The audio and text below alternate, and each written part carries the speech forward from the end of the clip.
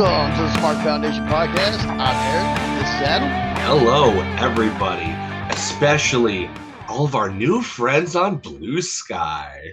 Oh We have man, made yeah. so many friends on BlueSky this week. It is incredible. Mass exodus from Twitter, definitely the best move I would recommend to anybody who is like us looking to get out of the toxic Twitter space. We went on Twitter because we thought it was kind of what we had to do because I mean it's the biggest brand in social media in terms of this kind of stuff outside of Facebook, probably.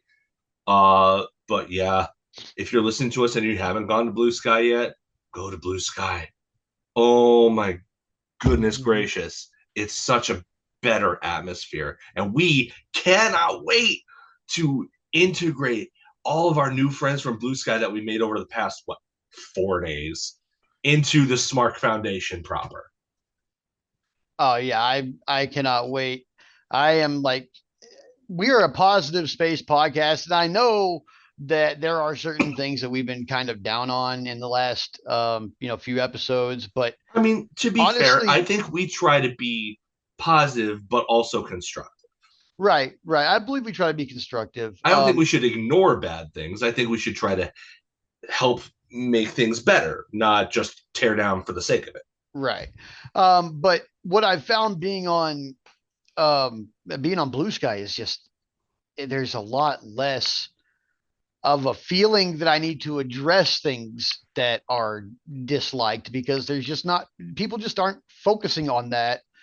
And I'm really enjoying that part of it. Like I'm really enjoying being able to open up a social media network, see things I want to see that I want to positively react to and not be drawn into a negative kind of back and forth between me and some bad faith actor who's just gonna make me say things or draw things out of me that aren't part of who I am. They're just it's just gonna make me meaner than I should be. And I'm so happy to like be in a place where I open it and I feel like I'm a little bit more I'm in a place where other people are It's a also safe wanting to be happy.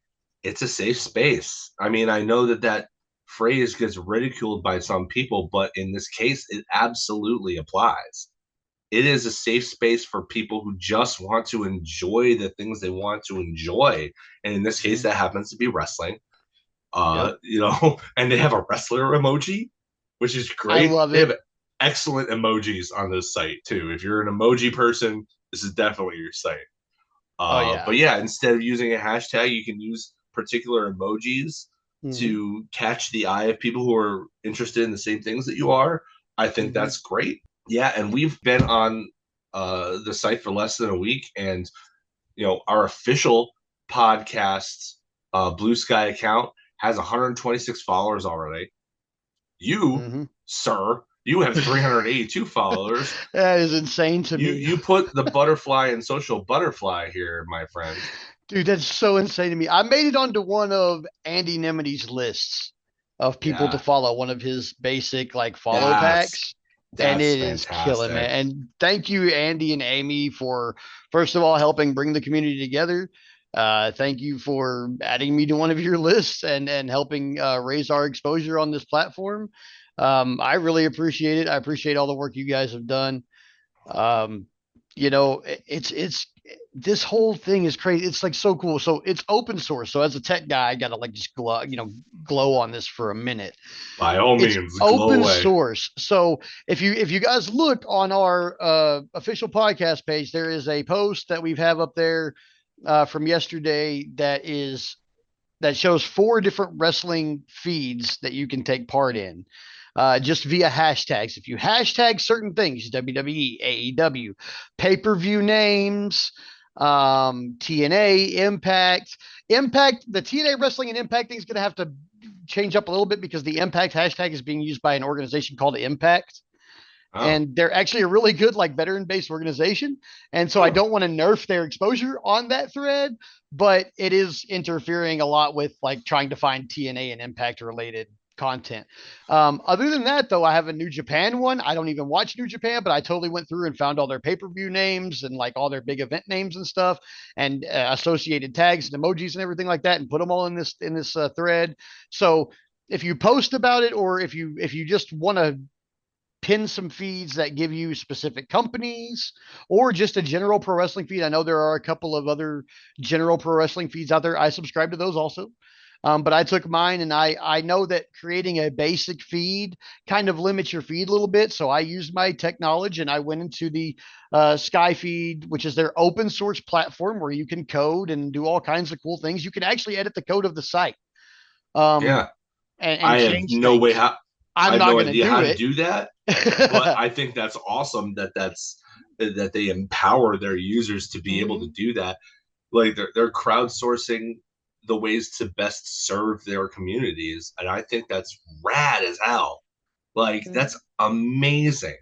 Like it puts the social in social network, and consequently the network in social network. But still, Right. like it's I think it's fantastic, and I would encourage everybody, if you're looking for a social media outlet, this is the one. This is the one that's going It to is. keep you sane. When you block somebody, they stay blocked and they disappear forever.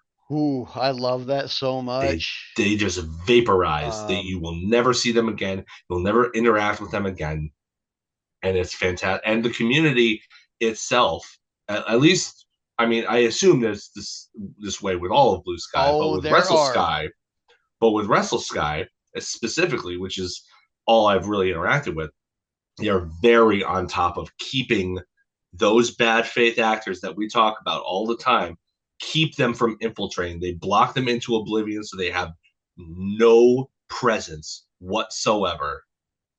Because if you block them and they can no longer interact with anybody, they when they're not even being retweeted or reposted, whatever, then they're not getting the engagement that they're looking for. And you can't even, this isn't even a monetized site. So it would be pointless for them to do that anyway. Most of these grifters are on there to farm engagement by stirring up dissension Hmm. and getting that engagement via more clicks or views or whatever interactions, that feeds their pockets. And this doesn't give that to them. So they're even less incentivized to come over here unless they're really, really, really adamant about trying to get people's goat. But this community is so on top of Hmm. it. They're so on top of protecting each other and their fandoms and not succumbing to the toxicity that often happens with fandoms in general, and especially ones online when you've got, the Wild West out here, like on Twitter. So, Hmm. like, You know, it's fantastic. I cannot say enough glowing things about it. I will say this. I did see a post, like on my first day on Blue Sky, where somebody was like, I don't ever want to hear the words IWC or Smark, which that one hit me because that's part of our name. It's part of our name. But they were like, I don't want to see IWC or Smark or any any of that stuff anymore. And I was like, no, no, no, no, no, no, no, no, no. With Blue Sky We here, need we're a taking it unique. back. We're taking Yeah, it back. we do IWC need an belongs to us identity. again. We do Smark need an belongs to identity. us. Yeah, this is no longer Yeah, a thing for the bad faith actors. We're taking this back. It yeah. is us. We are We going are like reclaiming it. we are not. We are still going to be known as the IWC to the greater public. To like when people talk about the internet wrestling community, that's what we are. Yeah, So if they say it's a toxic place, we're taking it back. We're making it a non-toxic place, and yeah. I think, just get on board for that, because I think Blue Sky is going to be a big shift, especially like it's not just us. Um, No, gosh, it, no. the political left has basically moved to Blue Sky. Swifties have moved to Blue Sky, which is wild. There's so many of them. Yeah, The last count I saw was 14 million. It has to have like doubled or tripled in the last couple of days. yeah. It Um, has. either way, I mean, I know that like I went from having almost no real followers on Twitter. Almost everybody that followed us or our accounts were some kind of weird bot, Yeah. to The having, vast majority of my followers on Twitter at that account is a porn bot. yeah, Like, it's that's Twitter yeah. I for you. mean, yeah.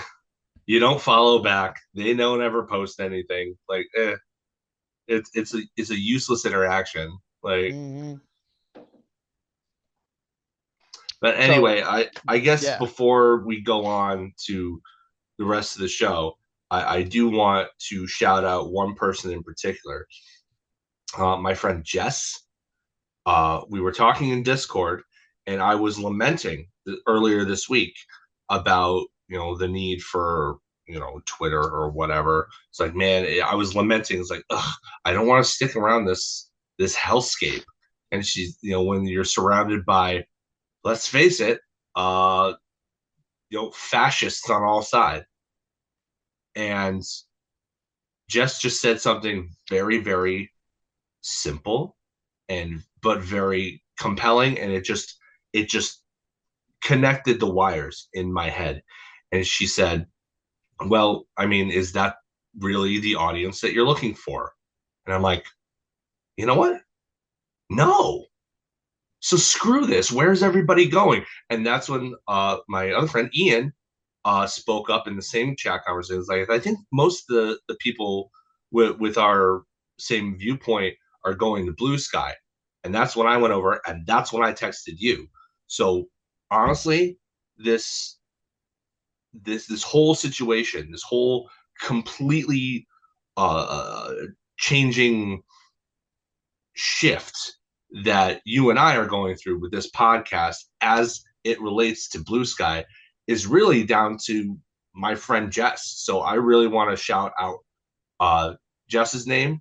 I won't give a last name in case she wants to, maintain her privacy, but she'll know that we're talking about her. And I just want to say thank you so much, because I have a feeling that this is going to be great for not only our podcast, but our individual lives and our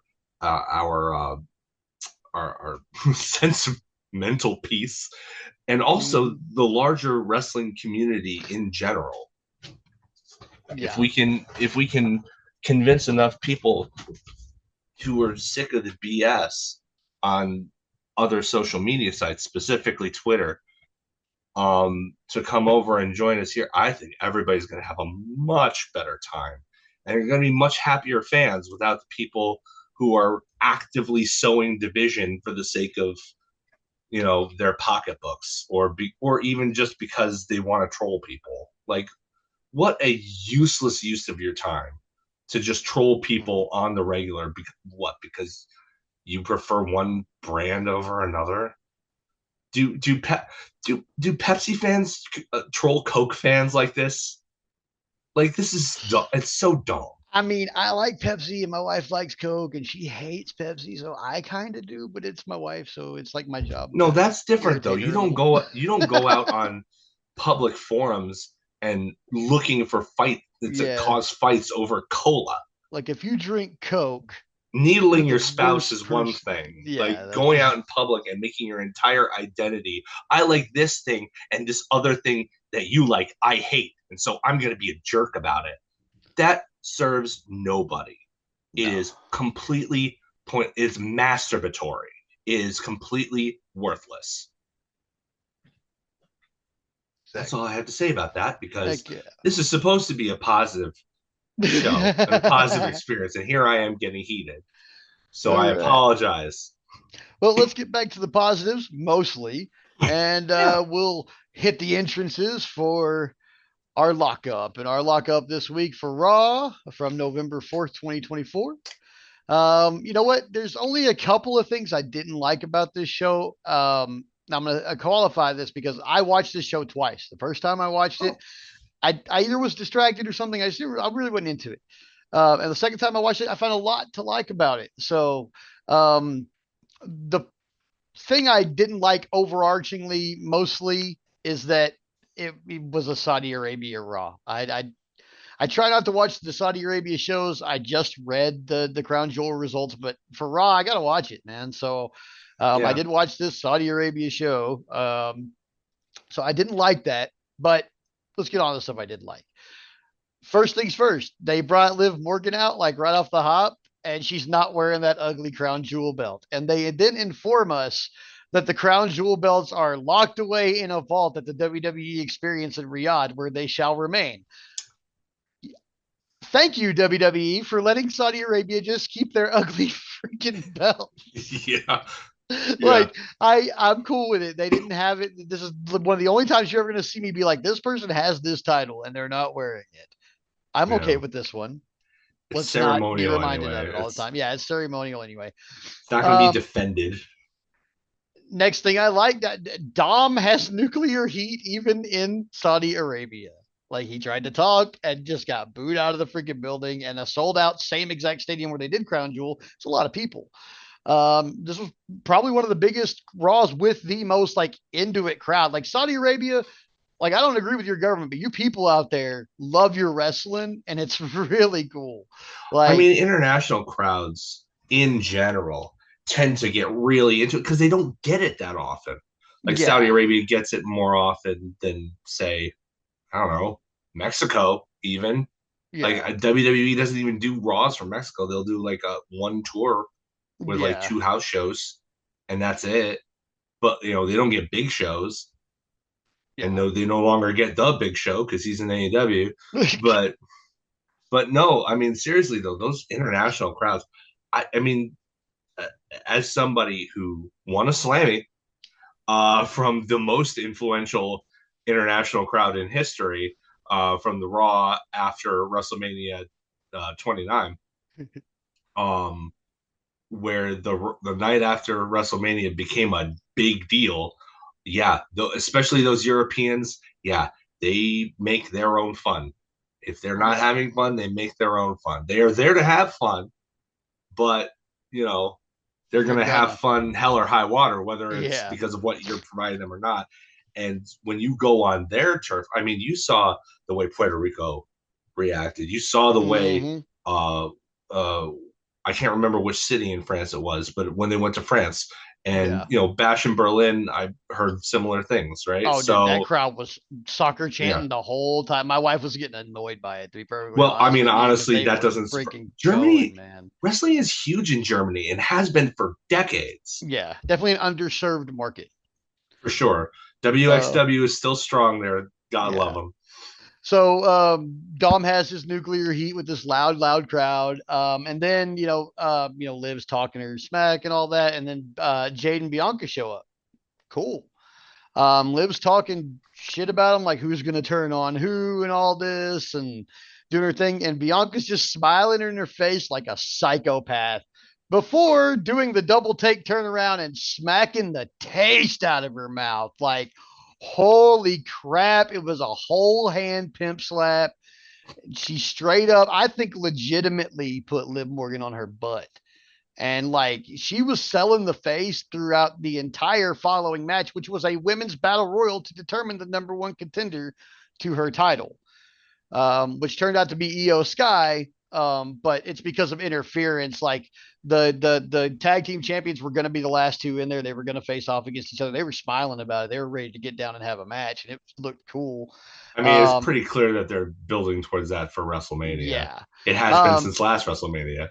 But since I'm moving forward, let's move into that women's battle royal for the tag title. So I mean, Liv interfered, and the Bianca and Jade got pulled out of the match, so they're out. Um, but before they go Bianca out, got pulled by her hair, didn't she? yeah, she got pulled by her hair, dude. I Like, saw that clip. oh god, Raquel had her hair and was like standing like 8 feet away from the ring, just yanking. Man, I can't imagine. Like, I'm sure that she's used to it because she uses it as part of her gimmick. But I just, I hate having my hair pulled, so I can only imagine.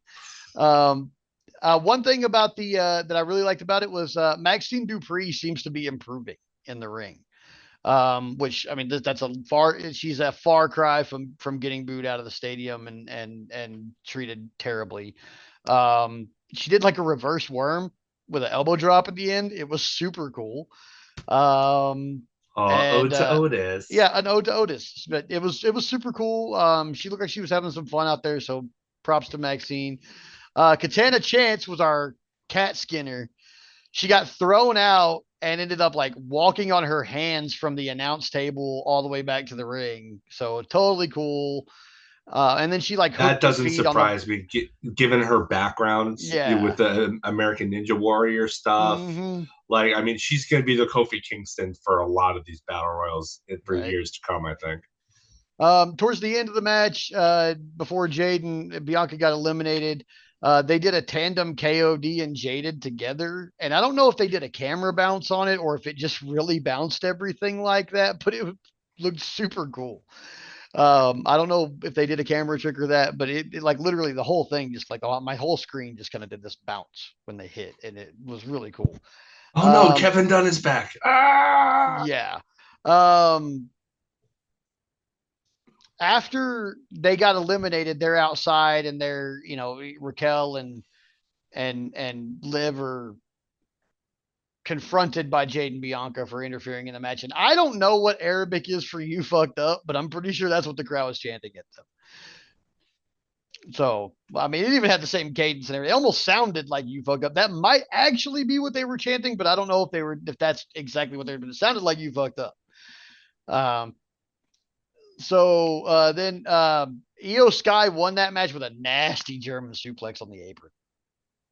It was gnarly, but it was cool, man. Like but it was nasty. It was a nasty suplex, and it kind of landed on her head. But if she's fine, it looked fantastic. Then we had the next thing I really liked. White Six had a video. They have Miz capped. So yeah, they've got Miz captive. He's tied up in this black room with tape over his mouth. But right at the beginning of the video, they flash this like 2 second, like blink and you miss it 2 second clip of the Miz with, I think, Kurt Hawkins and Bo Dallas.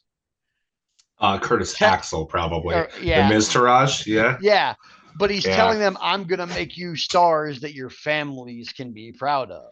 Yeah, that was Curtis Axel, yeah. And so Because he had now, those two guys as his little running buddies, his minions for a while. yeah, Axel. So yeah, but he tells them, like he tells them he's gonna make them stars or whatever, and that's like the first clip of this, fuzzy video, and then it goes into Miz being in captivity, and he's like, "You don't want me, you want Final Testament," and Uncle Howdy Bo Dallas is like, "No, I want you, and you're Yeah. gonna suffer." And that's pretty much the long and short of it. But it was cool the way they slide in that little 2 second clip just to kind of inform you, but blinking you would have missed it. So I'm sure there's some people out there who are like, "What's going on?" But they're telling us loud and Yeah. clear what's happening here. After that, we had War Raiders and New Day. Super great match. Here's where I'm going to talk about a little bit about the other thing that I didn't like. The only other thing I didn't like about this, they're really slow playing the New Day turn thing. Like him and Xavier and Kofi are not getting along in matches now. They're yelling at each other on promos. Like, okay, guys, like how much further do we go before, like, you're telegraphing it to us? What's the play here? I just wish they would kind of get to it. But the War Raiders in their match was really good. The War Raiders picked up the win with this, even another finisher called the War Machine, which is like the waist lift up German over, but Yeah. the clothesline from Ivar off the second rope Okay. I into think that. wasn't War Machine their name on the Indies too? I think it might have been. I'm pretty sure it So was. so they I guess they named their finisher after themselves. But yeah, I mean it's pretty gnarly. I mean he jumps off the second rope, clotheslines the dude, but Rose got him in the waist In the lock and waist he lock. just takes him over with it. So it looks gnarly. I Um, mean, everything they do looks great. They are yeah. well oiled. The last thing I want to harp on is Sammy got to come on. I guess he's made peace with doing these shows. I don't know what was exactly happening with him not doing them before, besides the Syrian thing, because he's Syrian. Yeah, it was never about him. It was about the Saudi government Yeah. because he's very pro Syria. But Yeah. those alliances and they shift all the time over there. Yeah. I don't think. I think Saudi Arabia probably has other concerns on their mind at the Hmm. moment than But somebody who's a Canadian Syrian. he came out wearing the keffiyeh and he spoke Arabic to the audience for a while, and then was mentioning how important it was that he was on national television in the United States speaking Arabic, on WWE Raw. he's like speaking my language and all this. You could tell it was very important, very emotional thing. It's kind of what started his promo before he went into his bloodline stuff. But the part I really enjoyed and the part that I think was worth mentioning is that he was on the show. He spoke Arabic on the show, and you could tell emotionally that was like a high point for him. Yeah. So I really enjoyed that. So yeah, Raw. Overall, after a second watch, there was a lot to like here. I mean, there was a lot of good stuff in the matches. I really enjoyed it. So I mean, I'm giving a big ol' up to Raw this week as usual. More to enjoy than not to enjoy, and the stuff that I didn't enjoy was just really. I mean, like one of them could just be long-term storytelling where I'm going to get a twist that I didn't expect. I'm going to end up I loving it. I still think that they're probably just trying to draw it out until aren't they doing like a special show for the 10th anniversary of the New Day or something like that?